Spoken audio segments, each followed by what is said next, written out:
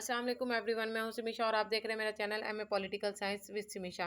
ये राय आमा का एक सवाल है, पब्लिक ओपिनियन। ये मुख्तलिफ बुक्स में आता है, पब्लिक एड में आ जाता है, पॉलिटिकल सोशियोलॉजी में आ जाता है, पब्लिक पॉलिसी में आ जाता है, इसी तरह आईआर में आ जाता है, इंटरनेशनल रिलेशन में। ये 10-8 मतलब आपके जो सब्जेक्ट हैं सब में ये कॉमन एक ही सवाल आता है, ठीक है।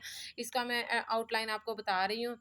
तारुफ कैसे लिखना है, फिर तारीफ़ें लिखनी है, राय आमा की खसूसियात लिखनी है। इसकी खसूसियात में मुतय्यन राय, अक्सरियत की राय, माकूल और वज़नी दलाइल आ जाते हैं, कौमी नुक्ता नज़र से इज्तिमाई आ जाता है, मफाद और फलाह बहबूद आ जाते हैं, ठीक है। फिर आ जाता है राय आमा की तश्कील के इदारे, बुनियादी इदारे, घर, ख़ानदान, मज़हब, मदरसा, तालीमी इदारे, सानवी इदारे, सियासी जमातें आ जाते हैं, मफादाती ग्रुप आ जाते हैं, मकनन्ना मीडिया, रेडियो, टेलीविज़न आ जाते हैं, ठीक है।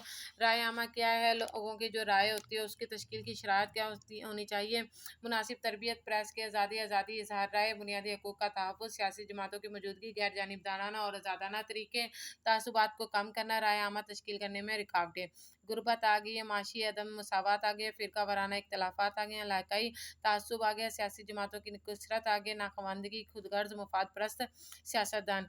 ये बहुत इंपॉर्टेंट सवाल है, हर एक के लिए इंपॉर्टेंट है, एक इंसान के लिए नहीं कह रही, बाकी सबके लिए कह रही हूँ।